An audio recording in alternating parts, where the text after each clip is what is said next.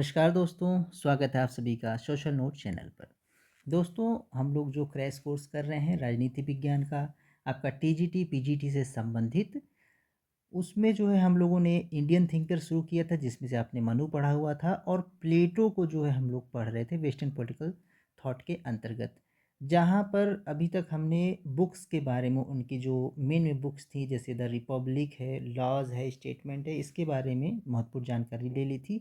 आज उसी के आगे से शुरू करेंगे और देखेंगे आज की वीडियो को। तो अपना कॉपी और पेन लेकर के आप बैठ जाएं और जो भी इम्पोर्टेंट पॉइंट लगे आपको वो आप नोट डाउन करते चले। वैसे तो सभी इम्पोर्टेंट पॉइंट ही मैंने यहाँ पर इंक्लूड किया हुआ है। तो दोस्तों, जो 3 पुस्तकें हम लोगों ने वहाँ पर देखा था क्या क्या था, वहीं शुरू करते हैं। तो पहली थी द रिपब्लिक, दूसरा था द स्टेटमेंट और तीसरा था द लॉज। ठीक है दोस्तों, द लॉज कंसर्निंग जस्टिस, जिसका सबटाइटल था कंसर्निंग जस्टिस। ठीक है, ये पूछ लेता है कभी कभी। जो उनकी प्लेटो की अन्य महत्वपूर्ण पुस्तकें हैं उसके बारे में देखिएगा तो द सिंपोजियम, ये इंपॉर्टेंट बुक है, पूछता है कभी कभी। एपोलॉजी जो कि नॉवेल थी उनकी। फीदो और जॉर्जियस या गॉर्जियस जो भी बोलें, क्रीटो और मीनो। ठीक, ये कुछ इंपॉर्टेंट बुक्स हैं, आप नोट डाउन कर लें, एक सरसरी निगाह से देखते चलेंगे तो याद रहेगा। बाकी इंपॉर्टेंट तो यही तीनों हैं और इन्हीं तीनों से यहाँ पर प्रश्न बनते हैं। आज जो दोस्तों मेन टॉपिक है वो है प्लेटो का न्याय का सिद्धांत। ठीक है ना, प्लेटो का न्याय का सिद्धांत। प्लेटो का न्याय सिद्धांत पढ़ने से पहले जो इम्पोर्टेंट बातें हैं वो हमें याद रखनी है। क्या क्या इम्पोर्टेंट बातें? ये उटोपियन स्टेट यानी कि आदर्श राज्य की बात करते हैं। कैसी है? आदर्श राज्य की। और एक फिलोसफिकल आदर्शवादी राजा की ही बात करती थी, यानी कि आदर्शवादी राजा, आदर्शवादी राजा या फिलोसफिकल किंग। इसके बाद आदर्श राज के बाद ये उप आदर्श राज की भी बात करते हैं, उप आदर्श राज की बात करते हैं, जो कि किस में बताया इन्होंने? द लॉज में। और आदर्श राज के बारे में इन्होंने बताया था आपका द रिपब्लिक में। ये याद रखिएगा क्योंकि इन्हीं से सब संबंधित होगा। अब देखते हैं प्लेटो का जो न्याय सिद्धांत है, इंपॉर्टेंट है। इनकी जो पुस्तक थी द रिपब्लिक, ठीक, इसका जो सब टाइटल था कंसर्निंग जस्टिस। कंसर्निंग जस्टिस से ही समझ में आ रहा है कि इसमें न्याय के बारे में दिया हुआ है। ठीक है ना, कंसर्निंग जस्टिस। तो द रिपब्लिक में इन्होंने अपना न्याय का सिद्धांत जो है दिया है। न्याय का सिद्धांत क्या है? तो प्लेटो का न्याय सिद्धांत कर्तव्य पालन से जुड़ा हुआ है। यह इंपॉर्टेंट पॉइंट है, इनका जो न्याय का सिद्धांत है कर्तव्य पालन से जुड़ा हुआ है। किससे? कर्तव्य पालन से। नोट डाउन करिएगा कि यानी कि अभी आएगा आगे तो समझ में आएगा। यानी कि कोई कार्य होगा, उस कार्य को करने पर जो है सही से किया जाएगा, वही जो है इनके अनुसार क्या है? न्याय है। कार्य विशेषीकरण पर ये ध्यान देते हैं। अभी आगे आपको समझ में आ जाएगा, नोट डाउन करिएगा उस बात को। अगला है कि प्लेटो से पूर्व प्रचलित न्याय की अवधारणा कैसी थी। ठीक है, अब न्याय का सिद्धांत जो प्लेटो का है उससे समझने से पहले हम देखते हैं कि प्लेटो से पूर्व जो न्याय की अवधारणा थी वह किस किस तरीके की थी। तो एक्चुअली क्या है, जो न्याय का सिद्धांत है या जो भी सिद्धांत प्लेटो देते हैं उसके विषय में ये द्वंद्वात्मक पद्धति का प्रयोग करते हैं। ठीक है ना, ये आपने पढ़ा हुआ है, डायलेक्टिक मेथड का प्रयोग करते हैं।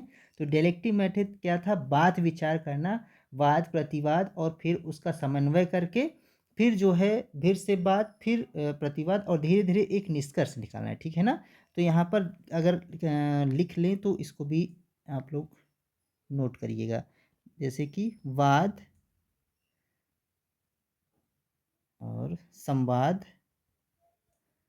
और क्या आता है? समन्वय। समन्वय क्या मतलब है? ये डायलेक्टिक मेथड के बारे में है। डायलेक्टिक मेथड यानी कि द्वंद्वात्मक पद्धति, यानी किसी भी निष्कर्ष को निकालने के लिए पहले बात विचार को प्रस्तुत किया जाएगा, फिर उसके ऊपर क्या है कि उस पर प्रतिक्रिया व्यक्त की जाएगी, फिर उसका एक समन्वय निकाला जाएगा, फिर से उस समन्वय के लिए एक प्रश्न हाजिर होगा, फिर से उस पर वाद होगा, संवाद होगा, समन्वय। यह क्रिया तब तक चलती है जब तक कि कोई सिद्धांत प्रतिपादित ना हो जाए। ये हुआ डायलेक्टिक मेथड, कोई निष्कर्ष न निकल जाए एक तरीके से, है ना। अब चूंकि ये न्याय का सिद्धांत देते हैं, तो न्याय के सिद्धांत से पहले क्या है, ये डायलेक्टिक मेथड का यूज़ करते हैं। ठीक है, डायलेक्टिक मेथड को यूज़ करने में क्या होता है कि वादी और प्रतिवादी बनाते हैं कुछ लोगों को, जैसे थ्रेसीमेकस हो गए और भी कई लोग थे। और इनके जो गुरु थे सुकरात को ये मेन जो है हीरो का रोल उसमें देते हैं, वही सारी चीज़ें पूछते हैं, बाकी लोग उत्तर करते हैं। ठीक है, तो यही वाद संवाद। तो उस स्थिति में क्या है, किसी तरीके से न्याय की जो अवधारणा है, वह जो वाद प्रतिवाद होता है उससे कुछ बातें निकल कर आती हैं या कुछ अवधारणाएं निकल के आती हैं, उसी को प्लेटो से पूर्व प्रचलित न्याय की अवधारणा समझा जाता है। तो क्या क्या बातें आती हैं उसमें, तो 3 रूपों में जो है जो प्रचलित न्याय था वो आपका बटा हुआ था 3 भागों में। पहला था परंपरावादी दृष्टिकोण, उग्रवादी दृष्टिकोण और व्यवहारवादी दृष्टिकोण। ये क्या चीज़ है, तो देखिएगा इसके बारे में एक छोटा सा चार्ट मैंने बनाया हुआ है, यहाँ सारी चीज़ें समझ में आ जाएगी।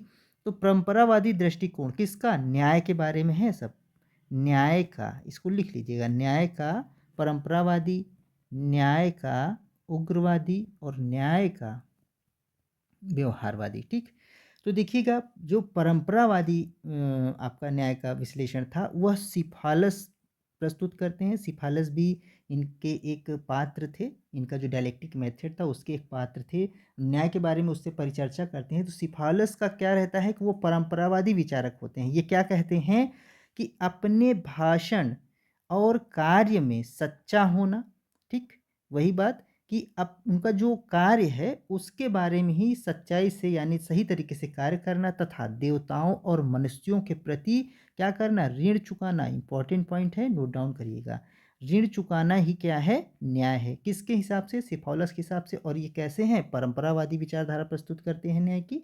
इसके बाद आता है न्याय की उग्रवादी विचारधारा, इसको प्रस्तुत करते हैं थ्रेसीमेकस। याद रखिएगा, ये पूछता है बहुत ही ध्यान से, टीजीटी बीजीटी और अन्य परीक्षाओं में बहुत इंपॉर्टेंट है।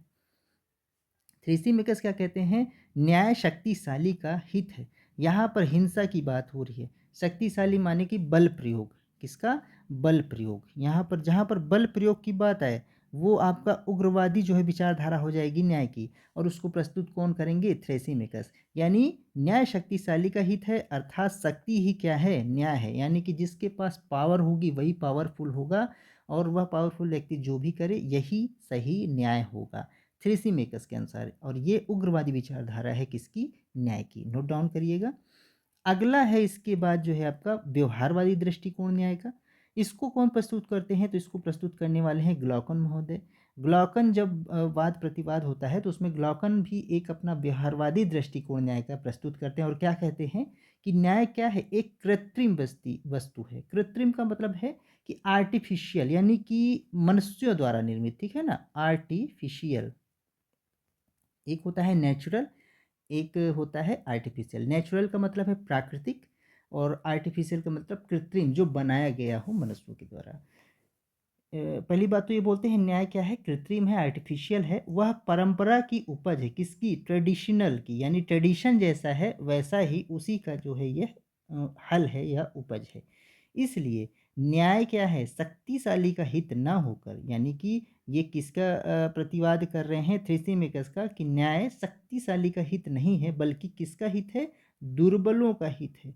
अगर यह क्वेश्चन पूछता है कि न्याय दुर्बलों का हित है तो कौन आएंगे, ग्लॉकन आ जाएंगे।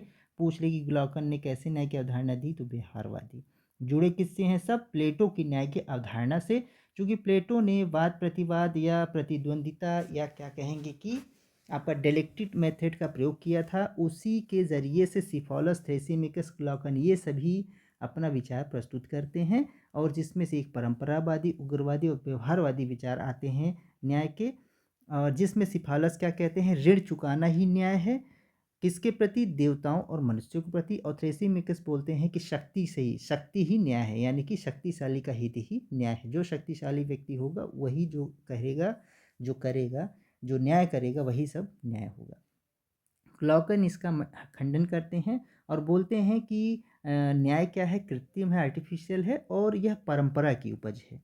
ठीक है, यानी कि न्याय जो है शक्तिशाली का हित ना होकर किसका हित है, दुर्बलों का हित है। तो ये कुछ पॉइंट्स आपको नोट करने होंगे, बहुत ही इंपॉर्टेंट हैं।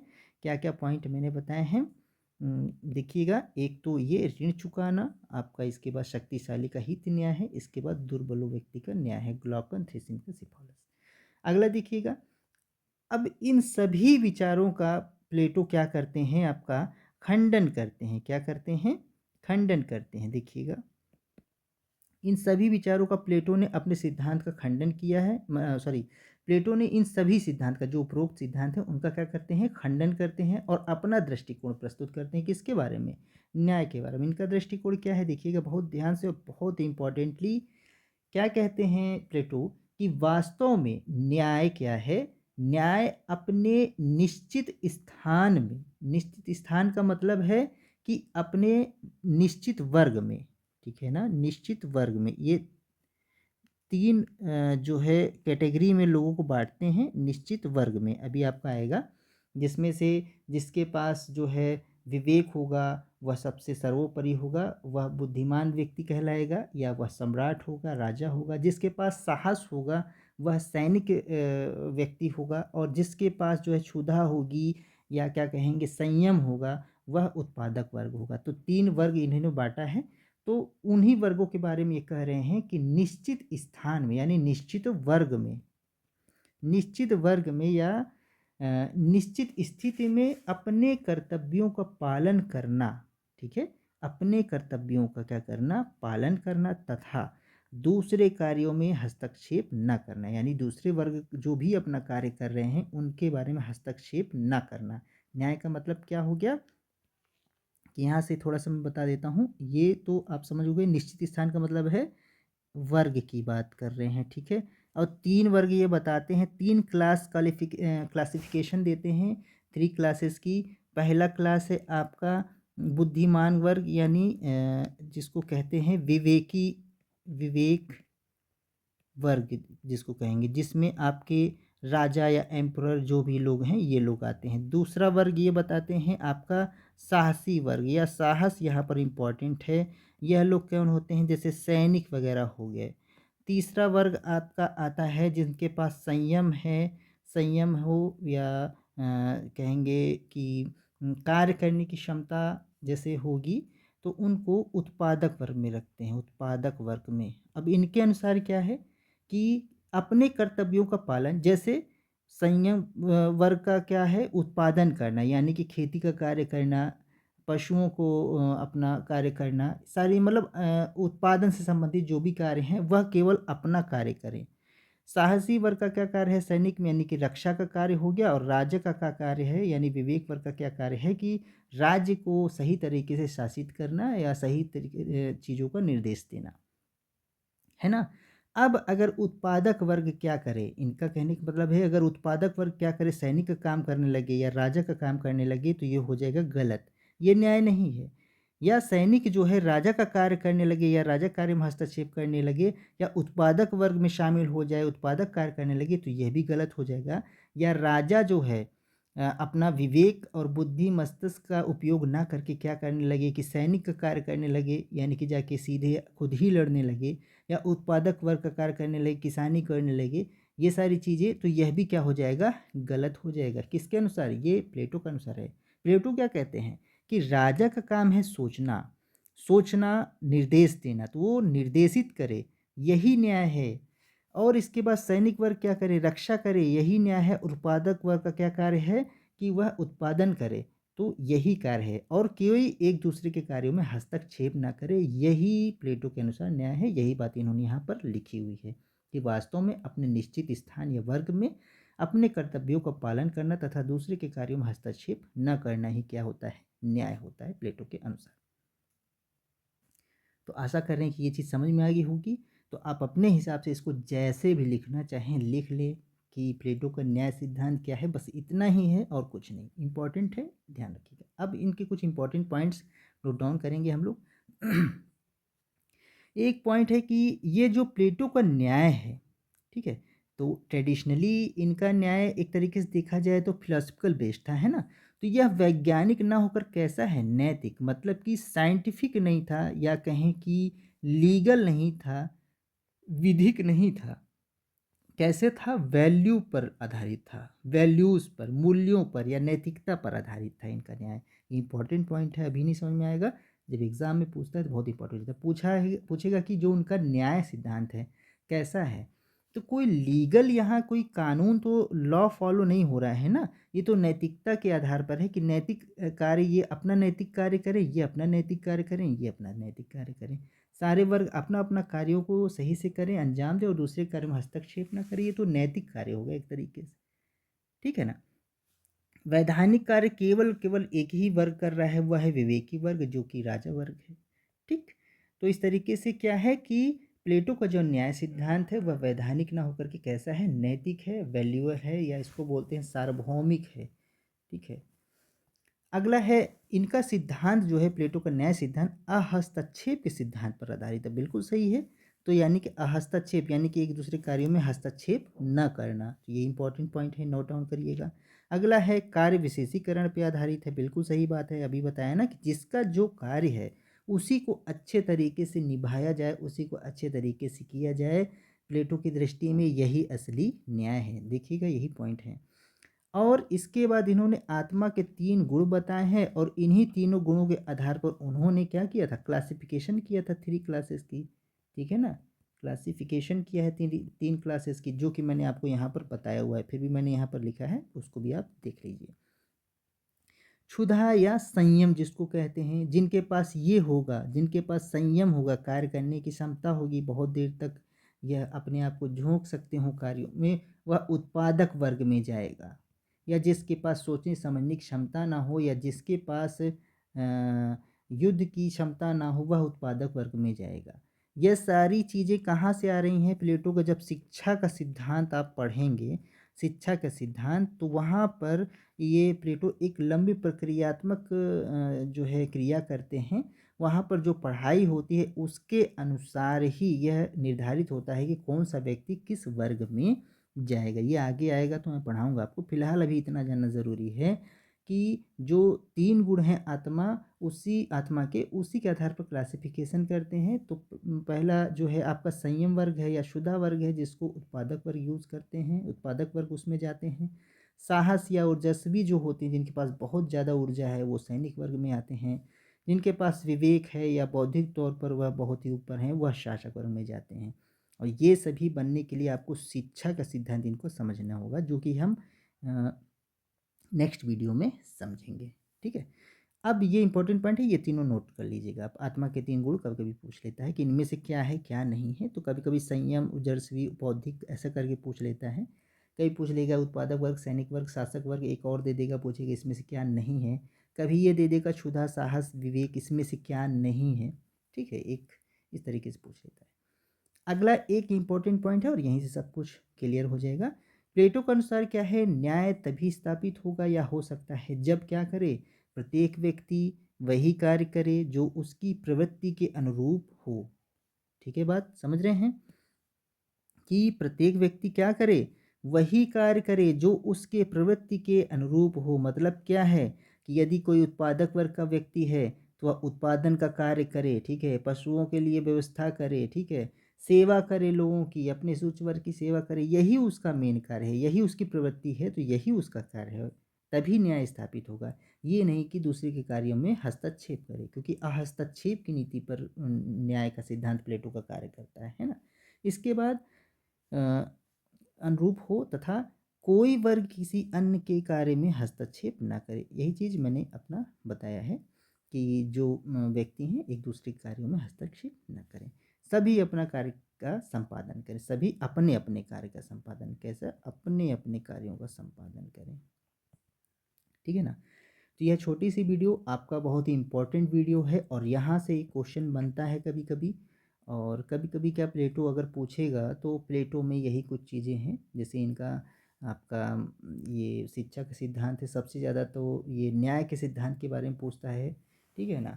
और न्याय हम लोग पढ़ते भी हैं, उसमें जो है आपका सिद्धांत में दिया हुआ है, तो उसमें जो है बहुत इंपॉर्टेंटली पूछा जाता है, चूँकि ये प्रारंभिक विचारक हैं आपके राजनीतिक चिंतन के, वेस्टर्न पॉलिटिकल थॉट के, तो वहाँ पर न्याय का सिद्धांत पूछते हैं, तो आप यहाँ से आंसर दे लेंगे, इससे ज़्यादा कुछ पूछेगा नहीं। और पूछेगा भी तो आप ये समझे रहेंगे तो आसानी से इसका उत्तर आप दे लेंगे। ठीक है, तो आज यहीं तक रखेंगे और इसके बाद आपका शिक्षक का सिद्धांत होगा अगला वीडियो। तो हम लोग देखेंगे शिक्षक सिद्धांत जब पढ़ेंगे तो ये समझ में आ जाएगा कि ये जो वर्ग हैं, उत्पादक वर्ग, सैनिक वर्ग और शासक वर्ग कैसे बन रहे हैं, एलिजिबिलिटी क्या है, प्रक्रिया क्या है, ये सारी चीज़ें यहाँ से निकल के आएंगी शिक्षा के सिद्धांत से प्लेटो को। ठीक है, तो दूसरे से इंटरकनेक्टेड हैं। अगली वीडियो जब भी पढ़ेंगे हम लोग तो यहीं से शुरू करेंगे। चलिए, आशा करते हैं कि वीडियो पसंद आई होगी। तो वीडियो पसंद आई हो भाई तो थोड़ा सा आप लोग कमेंट करिए और लाइक करिए, शेयर करिए, ताकि मुझे वीडियो बनाने में ऊर्जा मिले और मैं भी आपके लिए अच्छी अच्छी वीडियो बना पाऊँ। चलिए, मिलते हैं फिर ऐसे ही एक वीडियो के साथ। आज इस वीडियो से जुड़ने के लिए बहुत बहुत धन्यवाद। जय हिंद।